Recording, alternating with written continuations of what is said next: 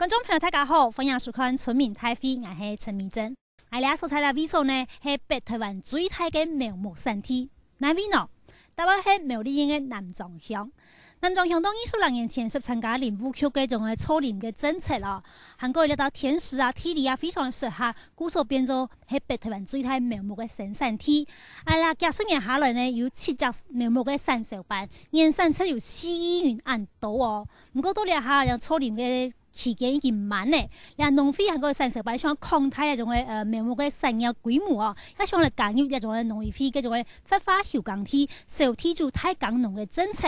才發現哦，一種苗木係長期嘅作物，係冇符合呢種嘅以糧食作物還有測量作物呢種短期嘅作物嘅種嘅小體做太天農嘅政策咯。用版型所以做到呢，其實咧下農業會佢當然有檢討所謂嘅小體做太天農嘅政策、發花休耕體嘅政策，當然要嚟檢討，要加入所謂新嘅地區嘅特產作物。有可能苗栗嘅南莊嘅種嘅苗木產業變做係地區嘅特產作物。加入發花休耕體，加入小體做太天農安嘅政策地位度，本期都在向屬政府嘅好意來進一步嘅擴大南莊鄉嘅苗木嘅產業嘅產出，韓國嘅也嚟發花南莊嘅休耕體呢。像底下行業呢，南莊鄉總督嘅種嘅雲長強嘅苗平頭前，請台下鄉親並一種嘅農委會嘅公部門代表，韓國嘅學者呢共同嚟討論，也請嚟關心。開會了！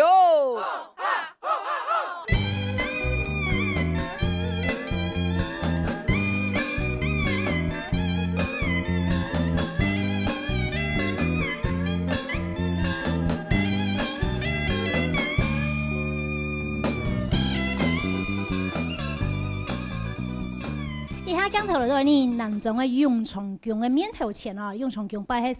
三觀太低啦，田梯水三觀太低，都會讓你講中人哈，讓你客家人哈有親情嘅關係哈。大家從啦苗平頭前嚟其中嘅討論是講，到底咧南莊發展到真有特色嘅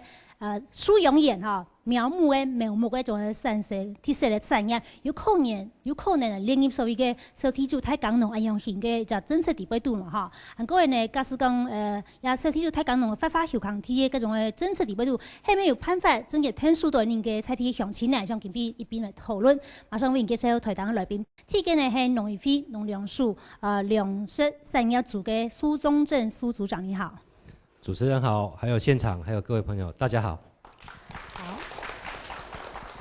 天意嘅裏邊係呢南莊農會嘅總幹事陳乾安，陳總幹事好。在座嘅各位鄉親，大家午安，大家好。好，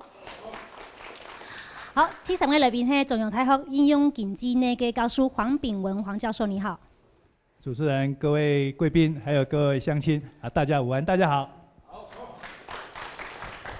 相信過年也係228嘅年假時節，千多嘅鄉親哈來到你南莊看櫻花哈，看你老山安好了嘅山水哈。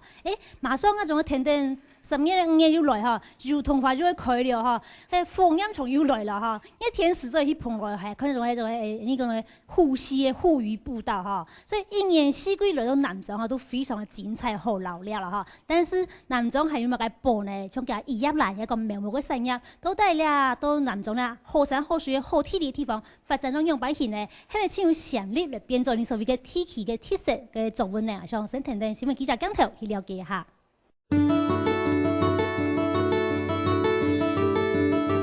苗栗縣的南莊鄉總理有聽到愛山的韓國山體，再加上日日溫差青苔，南有適當，非常適合林木的生長。日治時代哈，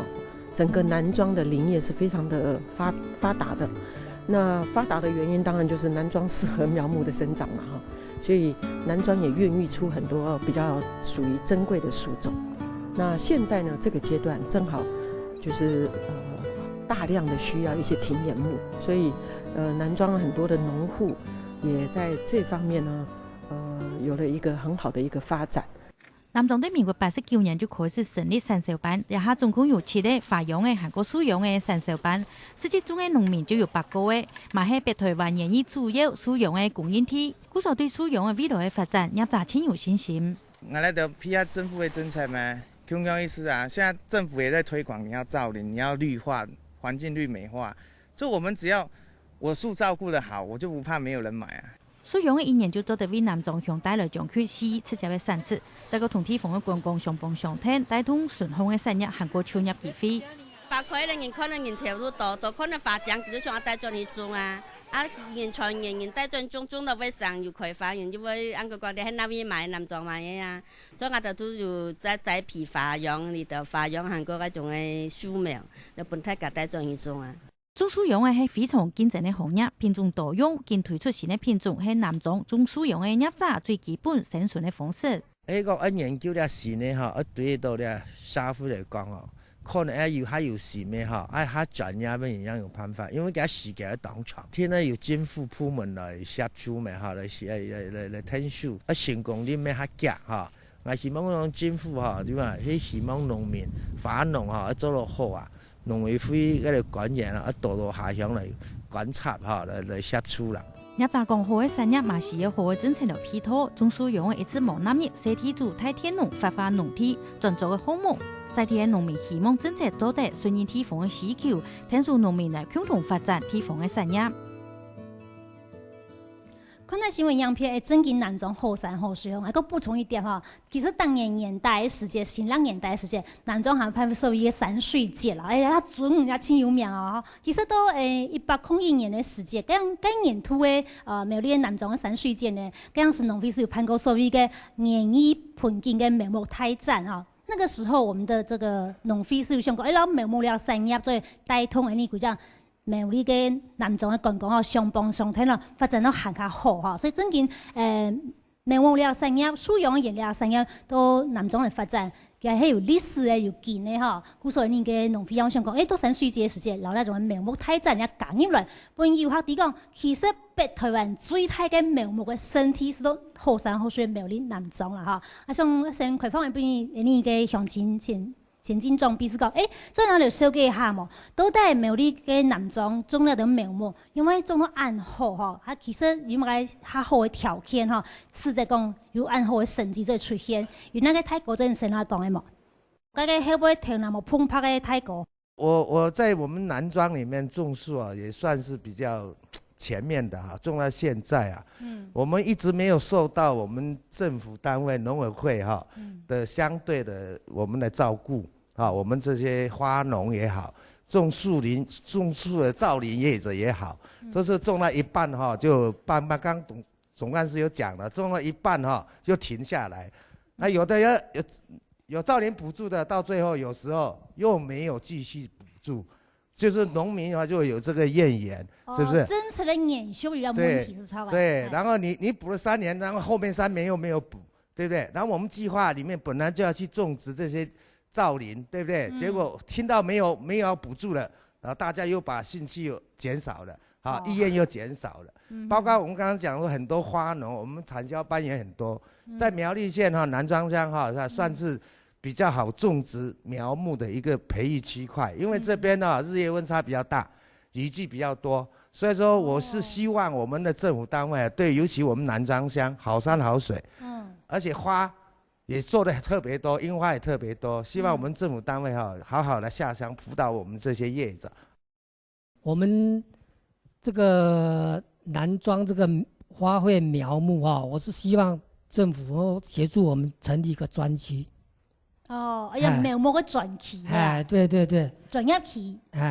因為可能像我們總幹事都有在進行啦，但是因為我們南莊的地方哈，這個腹地有限，所以說土地的取得哈，可能有一些困難啦。所以說還是要靠我們這個政府單位哈，來幫我們這個地方看有沒有辦法成立這個案子。好。所以希望講咧，苗木嘅產業都成立一專業區嚟，對對對，有內統嘅，有組織嘅做起來。好，有沒有哪位年輕的 C R 狗哈，是在經營苗木的樹養園呢？年輕人有沒有？請問接嗰種樹養嘅園幾多年呢？幾多年？差不多2-3年。2-3年。有興趣嗎？有。有啊。因為要有新的觀念、新的想法。不能一味的就用傳統的方法，要有行銷，自己要有計劃。那你所谓的新的想法或新的方法，可以帮我们举例一下吗？就多靠，因为现在网络很发达嘛，就多靠一些网络的行销策略。好，谢谢这位小阿哥，谢谢。谢谢。而且我请教一下您嘅陈总管事讲，其实苗栗嘅南庄发展属用嘅园，其实都有历史哈。像青岛头摆哩苗栗农工哈，有所谓园艺科、森林科，故所以呢，减那种嘅苗栗农工也减散嘅南庄，是因为头摆样嘅学术咧近代嘅农民非常的多，所以苗木产业因为适地适种嘅关系，是发展也蛮好。所以介绍一下嘛，两产业都南庄发展的情况。政府在民国74年推动了农地造林，农地造林以后，了南庄的苗木业可以讲从了林务局的苗木业开始，从苗圃业，去开始发展到南庄归乡，后代过去行这政策。无去开放，也真正无必乱战术诶。所以我南庄到目前还咧就完全好山好水。唔过台风所谈到诶，应该是南投、高雄、屏东较严重，南庄唔系。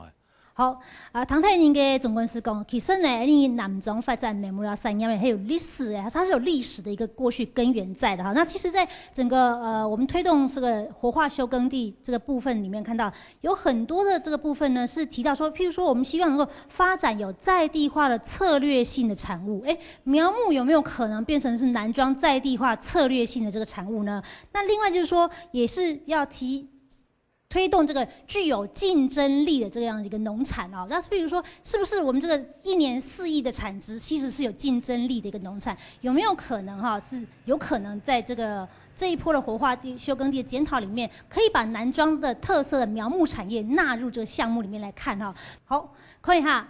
所以是有提出太天那种小大政策啊，给它用台目标，第一个是调整劳动结构，是讲希望那种劳农在推行吼，由前吼养老，吼，来后生的农民在转到家乡来，由前吼学一家态势，再来是提升你农业的竞争力，那经济效益呢由前后传哈。其实我想问一下我们的苏组长，就说，其实我们这样听下来，苗栗的南庄的苗木产业好像在这个里面，刚刚就有实例讲了，这个年轻人也回乡了，1年4亿的产值也是有钱可赚，年轻人说可以存得到老婆本，有没有可能？南庄的苗木产业纳入活化休耕地政策里面去。那我想现行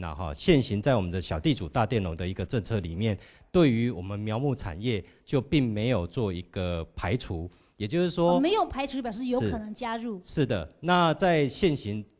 的大佃农的部分呢，只要刚刚也有听到说有产销班，那产销班也是符合我们的这个大佃农的所谓的组织型农民。那组织型的农民可以提相关的这个计划，我们可以从这个企业化经营辅导这一块来辅导我们这个大佃农这边，针对我们的设备的部分来给予相关的一个补助或者是相关的一个辅导。那另外对于低利贷款的部分，也一样可以借由我们的这个大佃农的这个计划里面来实施。那我想后续包括一些经营层面、教育训练的部分，我们一并都可以把它纳到里面来做一个推动。那我想请问一下我们的黄教授，说你怎么样来看？就是说，如果这一次我们往后还在继续检讨这个活化休耕地政策的时候，南庄的苗木产业加入这个里面，它还需要哪些？辅导也好，或者需要什么样的作为也好，可以让它发展的更顺畅一点。那我们这个地方呢是一个好地方啊，又是发展这个苗木的一个好地方，因为气候非常适合。但是在从小大的观点来讲呢，刚刚苏组长也提到呢，这个产销组织也是有受到鼓励，但是在整个执行上呢，我们的一个了解，它有一定的规模限制。好，比方说可能要产销班，你可能要达到这个15公顷。好，那在这种规模之下呢，有时候产销班我达不到。他说：“哇，就差那么一点点，这就没有办法补助，所以有时候这个农民就难免会有一点怨言了。”那教授，我问一下，因为其实我们南庄的花卉苗木产销班，它产销班不是单一作物，它可能有人这个产销班里面可能有人种一叶兰，有人种金花石蒜，有人种樱花苗，有人种松科植物，它不是单一作物，不像其他什么水稻产销班啊、柑橘产销班那样子，这样子复合性的、综合性的，有可能也有可以申请成功吗？我想呢，在这种比较具有地区特色的哈，我想在农委会或者就在我们这个的认定里面，我觉得应该可以结合像我们总干事啊，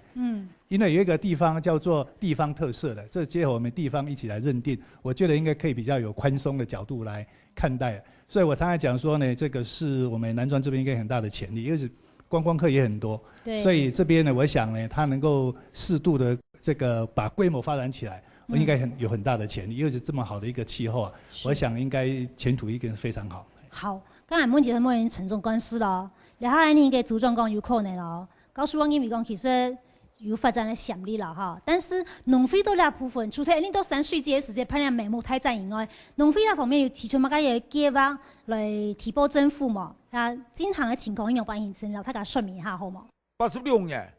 也是。最後嘅94年呢，94、96，也3年有一期要休耕呢，真可以成為休耕專責。對我哋嘅農民非常嘅不公平，尤其我農民為了國家政策來保安國土，來育苗，本來係種樹嘅，但是我哋冇享受到。就在如果講將來10批貸款目前我農民咧還唔出，我冇可能貸本佢。也係說百姓也做苗木嘅，知道一天有辦法，但是嘅土地提供者變到佢冇乜嘅收益，因為休耕咗就冇南業嘅時節，變到捱到互相損失啦。我先請教我們蘇總，就說他其實剛剛總幹事提到一個就是機器年的問題了哈。他是說20年前配合造林的那些育苗的苗木業者哦，那因為他們現在期滿了，他們想要加入，可是卻碰到這個休耕年、基期年這個問題。像現在去年檢討，近103年調整這個活化農地計劃裡面就講說，83年到92年是基期年，那他們基期年就不在這10年之間，所以他們就卡在這邊。就沒有辦法加入，那這其實他們對他們來講，他們覺得說我有心配合國家政策，20年後居然有好康的哈，有補助，我居然都領不到這樣子啊，那他們覺得這個他們很冤枉了。那蘇總長怎麼看這個問題呢？好，那我想也感謝我們這個總幹事有提點這樣子的一個問題點哈。那我想這個部分哈，我們會再跟林務局這邊再做一個了解。就我目前所知道的部分，我們的休耕轉作的這個基期年，誠如剛剛所提到的，是83年到92年，你必須要種稻有案，或者是種過這個雜糧，就是包括這個收購，或者是之前配合政府相關的一個推動的這個作物的時候，種過這些作物，我們才能夠把它認定是一個基期年。如果之前是配合造林的話，其實配合造林，如果你的這塊農地符合這個8392的這個相關的一個條件的話，即使你造林完之後期滿，然後已經林木也已經處理好了，那這塊地回復來種植相關的這些作物，一樣它還是可以有符合這個我們相關基期年這個資格，並沒有被移除啦。那為什麼會有這個總幹事所提到這個部分呢？我想我回去會再跟這個林務局這邊再來做一個了解，是不是他之前這塊農地本來就不具基期年資格，亦或者是說在執行面上，可能在這個局裡面跟我們署裡面這邊再來做一個跟縣府這邊哈，再來做整體跟農會這邊來做一個檢視這個農地上的一個問題。如果說今天假設南莊的這個苗木產業有可能變成在活化休耕地裡面的地區特產作物的話，那要怎麼樣才能夠讓我們南莊的苗木產業變成所謂地區特產作物？地區特產剛剛也有提到過，我們是希望能夠配合地方政府哈一起來做一個推動。那在剛剛前述的一個原則之下，就是要一個適地適種以及產銷無虞的狀況之下。那地方县市政府也能够提列相关的一个配合款的部分，那可以一起来做一个作物种类项目的一个检视。那由地方政府这边向署里面这边提出来，那我们署里面会就整体的层面来看，审视一下，如果说可行的话，我们会来做一个这个地区特产的一个核定。我想请问一下，我们的黄家处就是说，为什么这个地区特产作物需要有地方配合款这个东西呢？因为这个有了地方配合款之后，地方县市政府一想，我财源不足，我干嘛没事找事啊，对不对？好，那这个政策的配套，在您看来是？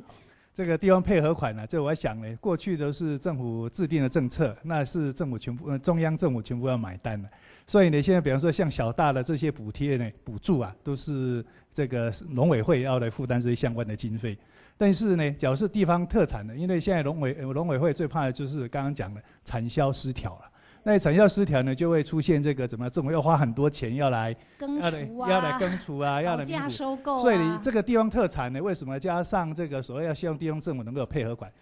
坦白讲，也是希望加重地方的责任呐。也就是说，地方你也应该负一点责任，真的出问你也不要乱提报。先做好风险评估。没错，你自己要先做好这个评估，真的是是地是做，那这个真的有潜力，那你再提报上来。那这个风险呢，就是中央跟地方呢一起来这个怎么样啊？分摊，就是我想他当初最重要的一个理由是在这个地方。先看一下，就是说为什么活化休耕地或小地主大佃农政策在地方上实行的时候，面临很多的困难和瓶颈在哪里哈？来看一下，等会你呀。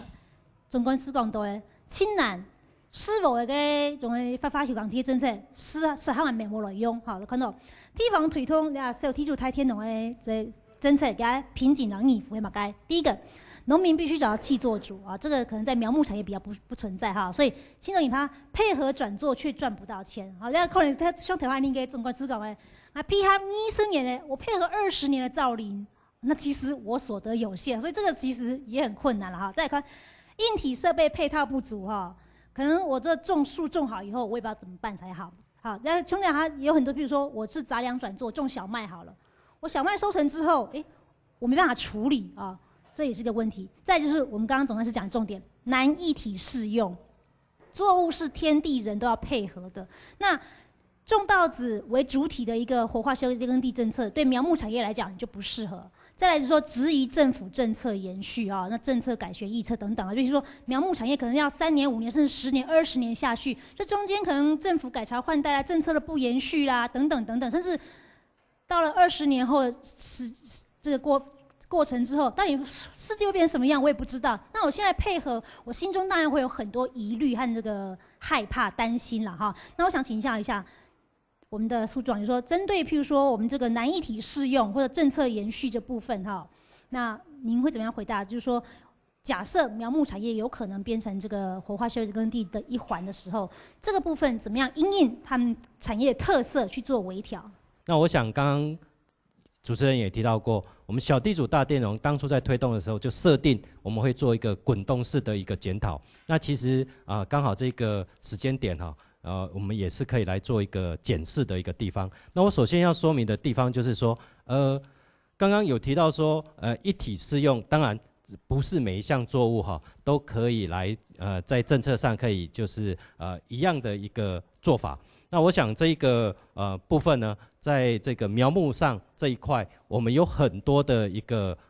其他的一个产业辅导的一个部分，好，包括我们也有设置花卉集团产区的这样子的一个计划。那这个计划一样也是由这个产销班队这边就可以提出来。那这个部分也不一定要经过小地主大佃农的这样子的一个程序来做一个计划的一个研提，那也一样可以做相关的一个辅导跟补助。那另外，等于说南庄苗木产业不一定要加入小地主大佃农这个政策里面，它其实可以另外去走花卉产销专业区这样的一个方式。是的，没有错。我们在这个书里面在做相关的一个辅导的时候，各县市政府都可以提出相关有关苗木的这个部分的一个计划。那包括花卉类的、苗木类的都可以提这样子的研提这样子的一个计划。我们对于相关的这个设施设备上面都有来做一个相关的一个补助跟辅导。那我们还是以短期作为主，如果是长期的，我反而是可以建议可以朝向当然包括我们跟县府跟农会这边可以思考，我们往短期经济林的方向。我们有一个项目是属于6年的短期经济林，对，那甚至于我们如果配合像北部地区，可能它生长期比较慢，可以延长到10年没有问题。所以说6到10年的这一个苗木业，是不是可以往这个所谓短期经济林的方向来做一个规划跟思考？我想这是刚好提供我们在这个滚动式检讨的时候很好的一个方向。那我在这边也会把这个意见带回去，来跟这个林务局这边来做一个思考。那另外刚刚提到跟林务局横向联系的部分，因为造林的这个计划跟相关的规定是在林务局这边，那其实我们农粮署跟林务局是合作的很好，包括它在这个造林的部分，如果是像例如在平地造林，当然山坡地造林不在我们的这个相关的一个协助跟辅导的范围内。以平地造林来讲，好，我们除了这个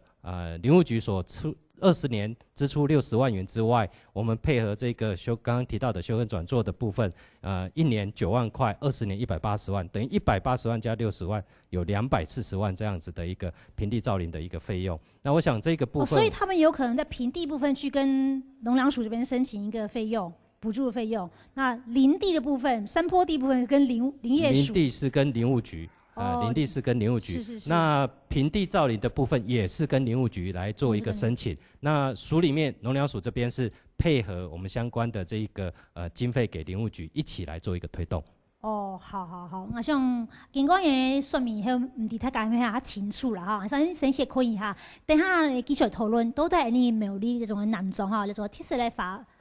那种苗木产业，除睇那种嘅苗木产业以外，还能可以用国宝，然后国宝有可能也那边属于啦，首先就太港农嘅发发休港地，真实地位都冇，还想先卖个关子哈，先去看一下，广告以后继续讨论。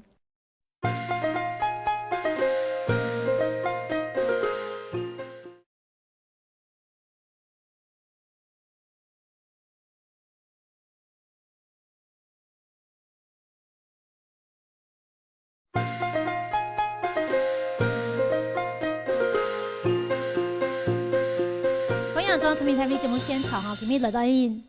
北台湾最大嘅苗木嘅身体，喺苗栗嘅南庄乡哈。其实仲係农委會來發發休耕地，推動小地主太天農嘅政策也係有5年嘅哈，每一年都會做個滾通式嘅檢討哈。因為係發發休耕地啊，但是對你苗栗南莊嘅地方啊，佢其他適合嚟種嘅係苗木嘅產業，但苗木嘅產業到南莊發展有20-30年歷史哈，有可能你係用糧食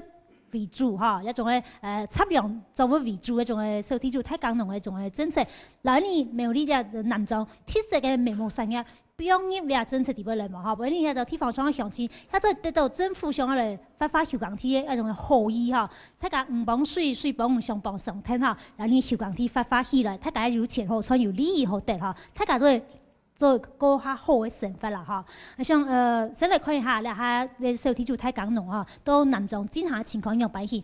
如果你南莊鄉親參加你小地主太港農哈，你們面臨什麼樣的狀況或什麼樣困難，或者你在港中嘅時間哈，有乜想法，有什麼感想或建議，都可以舉手發言，好不好？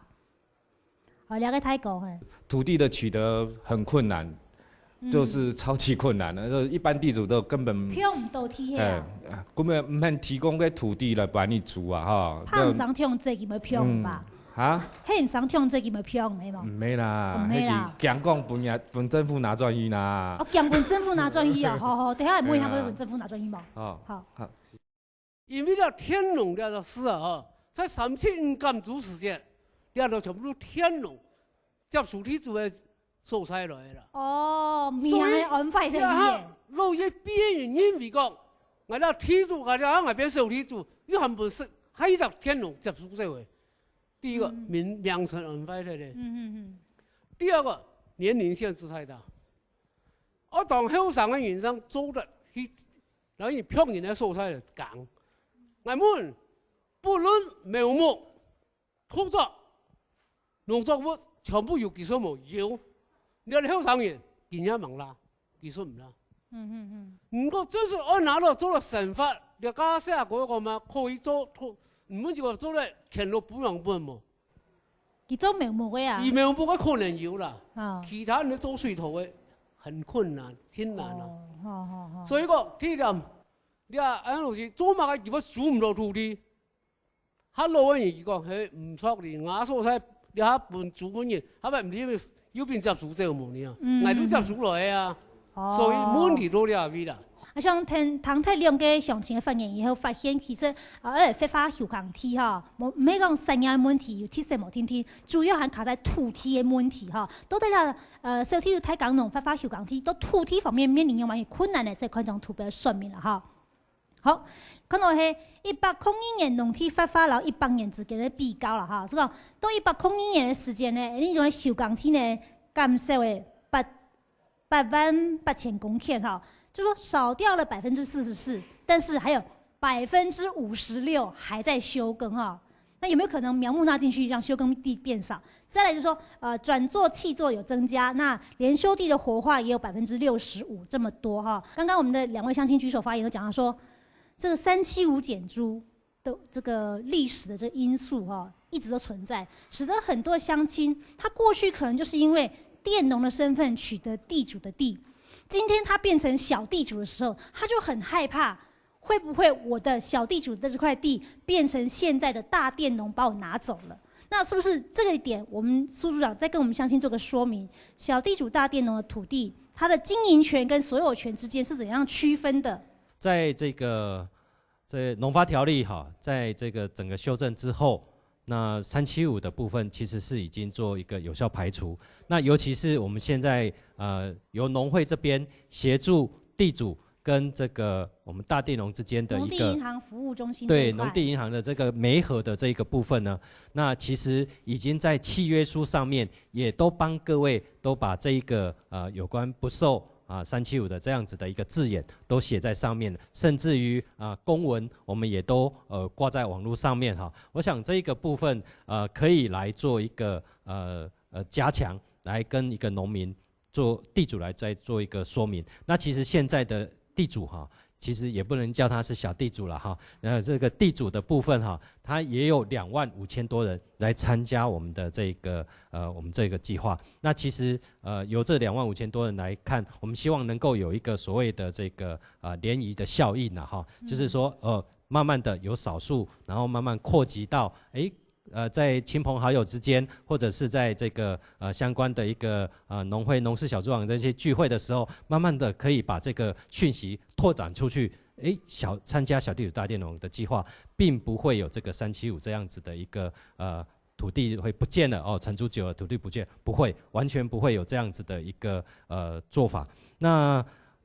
我們會加強這個土地銀行上的一個推動。剛剛有我們的這個大佃農哈，他也有提到說，土地這個取得不是很簡單啦哈，還是有它的一個困難點。那我想這個部分我們會來再做一個加強。那如果是有需要在這個譬如說資訊系統上面來做一個加強，讓大家知道說我目前的這個休耕地或者是有意願出租的農地落點在哪裡，哪些區位距離我們現在大佃農的這個耕作的一個地區比較近，因為它這樣可以集中化經營，管理的話成本可以降低的話，我想這個部分我們會在系統化上面來做一個加強。那我想後續小地主大佃農還是會持續推動。好，剛剛還有鄉親講說，其實對於這個大佃農年齡限制比較嚴格，他希望就是比較年輕一點的啊。可是他覺得說年輕的承租有個技術上的一個落差或斷層，所以他如果是要來進行這個大佃農工作的話，事實上他可能因為技術的缺乏，會造成他這個經營上面可能會比較吃力或辛苦哦。那等於說，為什麼在小地主大佃農這個政策上面有年齡的限制，而且他們覺得限制是蠻嚴格的，對這些中壯年的這些鄉親來講，他覺得不划算，他沒有受惠。是的，我們目前這個小地主大佃農的一個年齡哈，其實已經盡量把它做一個年輕化了哈，已經在這個18歲到65歲這邊的一個到55歲哈，18歲到55歲。這樣子的一個限制，當然我知道有很多我們農民就說，我65歲還幹嘛真勇敢哈，我還是很健壮啊，你的体力还不一定比我好。那我也承认这一点哈。所以哈，在这个限制上，我们是希望能够把它尽量年轻化，在55岁。但是如果你在55岁之前加入我们小地主大佃农的这个计划，以后你持续在做相关的一个续约经营的时候，并不会受到这55岁的限制。也就是说，它可以一直做到65岁、75岁都没有问题。那至于比较年轻的这些大佃农的部分，我们透过农民学院会来做一个培训训练。那我们会也把这个相关的这个初阶训练或者是进阶，甚至于农民见习这样子的一个过程来做一个培训。那任何的各改良场所或农事所所办的这些相关的一个栽培技术的一个这些讲习，也都欢迎我们这些大佃农来做一个参加。那甚至还有一个好消息是，我们在这个100大青年农民的部分，我们正在像今年我们会来做一个遴选，遴选出来之后，我们除了给他一个创业奖励之外，对于低利贷款以及后续的这些生产资材的这些补助，我们都会优先来做一个处理。好，发就讲起啦，那种农民嘅做农的年龄，这他提示他年强发达的哈，总该是你先回应。你按问题出在哪？我就冲掉就俺苗木班都还没有办法纳入。你跟我讲100大经典什么都是等于0嘛？我就讲说我这个苗木班到底待会要列入你在哪个地区特产9%这边，还是纳入哪边？农粮署你一定要给我一个正确的答案，我才今天的会议、今天的录影我才会让它结束，不然我不会让它结束。来，好，等一下我们会再来问一下我们这个苏组长，说有没有可能南庄苗木产业纳入所谓地区特产作物？那如果他要纳入地区特产作物的话，他的方法跟步骤是什么？等一下我们再有机会让苏组长再重申一次哈。但是现在问题我要先回到我们的这个黄教授，就是说，其实教授我们在看这一波的这个土地的这个经营权跟所有权的这样的一个过程当中啊。它其实是活化休耕地很大的一个困难点，因为的确现在还存在375减租的契约还存在。那其实这个困境，您觉得您的观察和您觉得有可能的解决之道是什么？好，我想呢，这个375减租啊，就是过去是德政了哈，现在可能就变成恶法了，大家就看到都怕了哈。事实上，我也是小地主了，我爸爸留给我的土地啊，我也有把它租出去了哈，租给人家种这个玉米。所以呢，这个是我想这是一个观念的。当然，苏组长刚才也提到的，就是说，虽然在农发条例里面已经规定了，甚至在我们很多签约里面都规定这个375，不受像375减租的这个影响，但事实上啊，很多这个我们这个农民朋友啊，他说他只有回答我一句话，他说这个法律是你们定的，也可以改啊。好，所以呢，农民他担心的就是这一点啊。这是观念，他没有办法，这个是没有办法去很快的去调整过来。这过去的有一定的这个阴影，但是他这个整个在法律上呢，基本上它是没有问题。但是这个观念上调整，这是需要真的政府要多花时间。但是因为这个已经根深蒂固了，你要改。刚刚那个有一个农民有一个朋友这个乡亲朋友讲得很好，那个名字啊真的取得不好。我一开始啊，陈竹伟就是以前那个陈竹伟啊，陈武雄，陈竹伟的时候啊，因为以前我有一次开会，我就跟他也稍微跟他提了一下，这个名字实在不太适合，这是过去的一个名称了啊。这本身这个地主跟佃农，这是有点阶级的概念。那应该我刚刚那个乡亲朋友觉得那个概念讲得非常好，我非常认同。那现在事实上呢，土地的一个问题啊，关键除了375减租之外，还有一个很重要，就是符合基期年的这个耕地啊，非常分散。而且另外还有一个很重要，就是信任问题。什么叫信任呢？我土地租给你，你到底这个人能不能好好把我土地给照顾好？说不定把我土地给乱挖，然后再给我埋垃圾啊。卖好的良质土，然后再回填垃圾土，再铺上去啊。所以呢，这个就是我刚刚一直在讲的，刚刚有提到这个农地银行，所以我觉得应该落实到真正的什么叫农地银行。银行就是我们把钱存到农会去啊，然后农会再去负责把钱这个贷放出去啊，所以农会的角色很重要。对啊，农会角色很重要。所以我现在讲的农地银行，就真正现在不叫农地银行，现在叫农地中介公司啊。好，不叫银行。什么叫银行？应该是把我们的土地，我想租土地，把租土地的人，我把他这个怎么样，把土地存到这个什么，存到银行去，啊，存到农会去。那农会呢，他在看谁要跟农会租土地，那就直接找农会去了，这才叫做农地银行。那这样的农民，他对农会有信任感，我愿意把土地呢存到那边，存到农会，那我当然领租金啊。农会呢再去跟这个怎么样啊承租的人收租金，那农会当然这边就得赚一点手续费，当然这里面租金政府可以给一点补助，那农会才有诱因。要不然现在农地银行坦白讲都是扛我们农会的凯啊。所以呢，我想这2点呢，假如我觉得稍微把它调整一下，那这样子的话呢，农民愿意把土地释放出来的比例可能就会增加了。好，像针对那种的苗木的使用的买的方面，也讲对那种的生产专业期的行销转期啊部分呢，乡亲有意见请提出发言好吗？我们长年以来啊，出现一个问题，就是说我们各单位补助下来的经费虽然有限，但不无小补了啊。但是我们这些东西如何销出去，要靠什么销出去？我希望是说能够透过官方的网站统一收集你各个班里的班员里面的所种的苗木各方面的那个作物来做统计，然后再来经过官方网站，或者是经过我们的客家电视台来播出。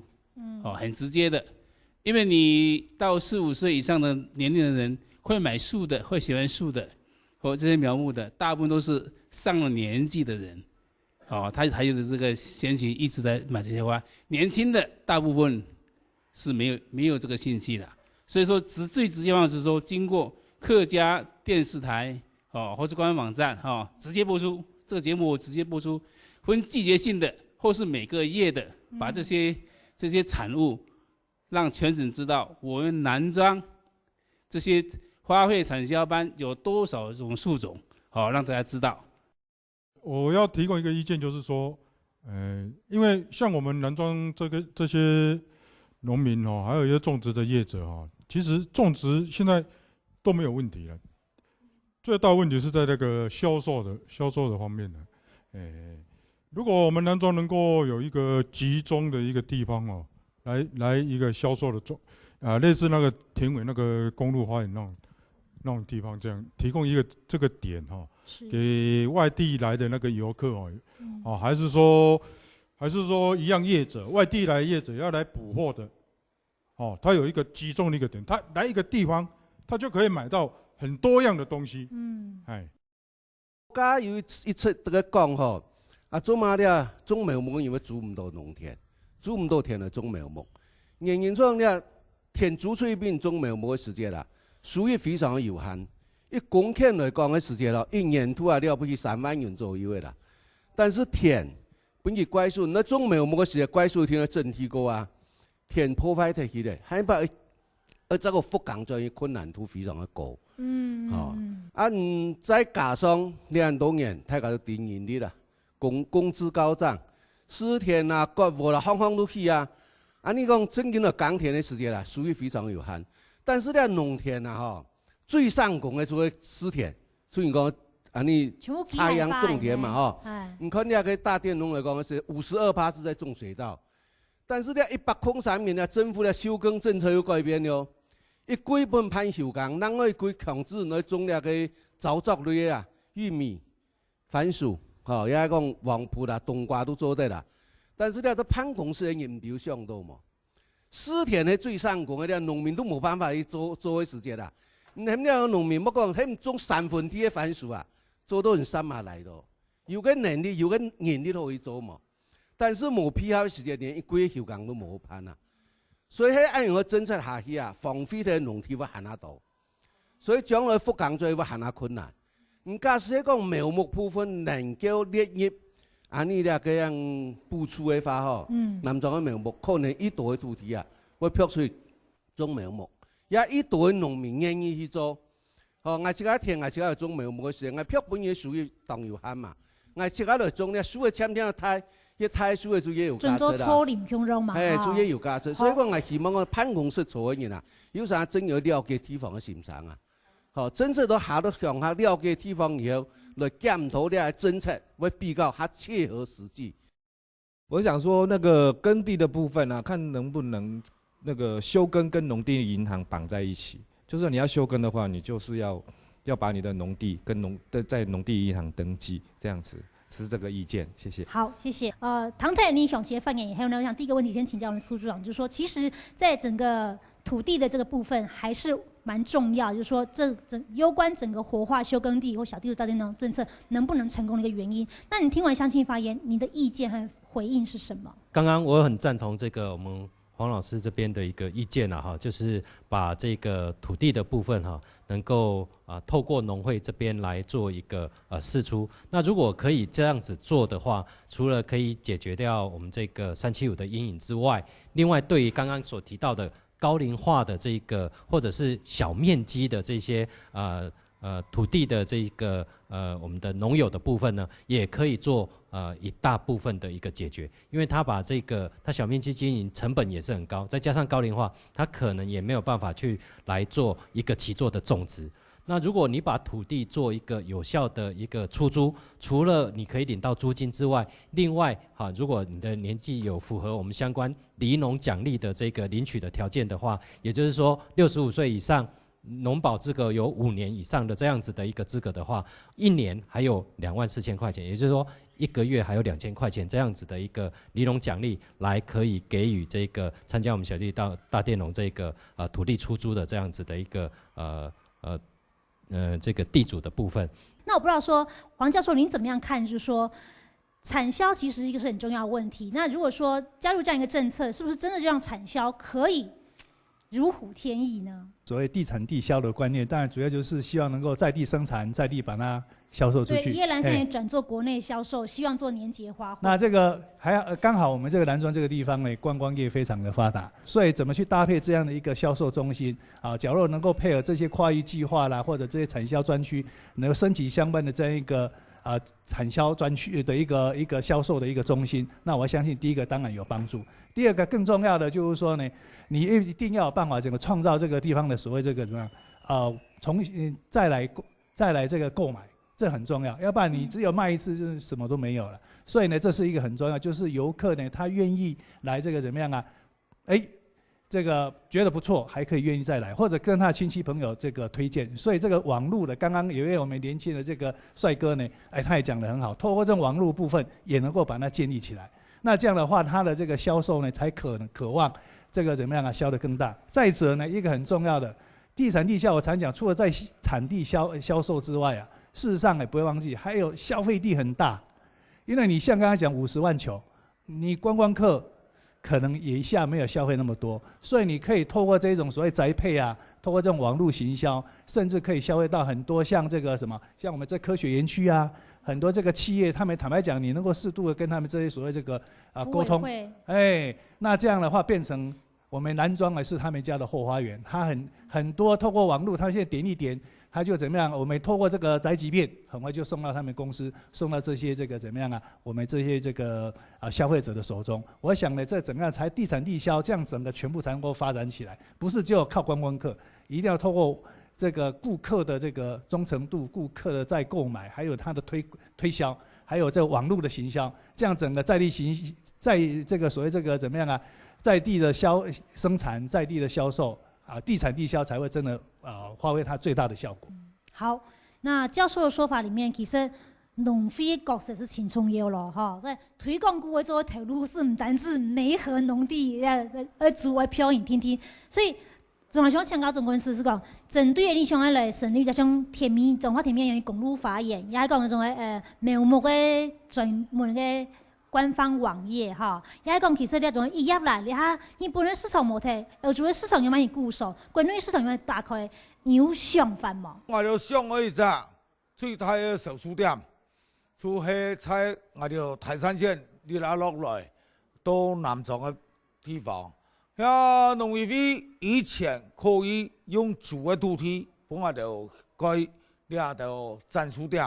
呢下農委會一天。挨到7家土地，真可以。所以講將來農業、農民、農會、政府樣結合，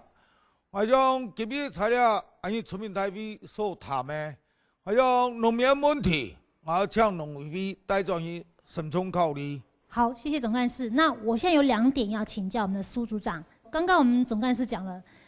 如果他今天不知道南莊的花卉苗木產銷这个产业能不能变成地区特产作物化？他说不要让你回台北所以你来回应一下，我们南庄的这个花卉苗木产销班这个产业有可能变成活化休耕地政策里面所谓的地区特产作物吗？另外，他刚刚讲说，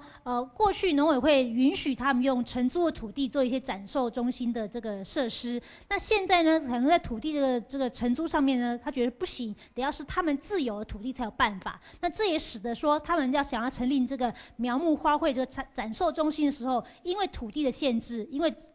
农委会法令的限制，使得他们面临一个很严峻的挑战。那针对这2点，您先做回应，并且做总结，谢谢。那我想这个花卉，我这边再次强调这个花卉的产业里面，我们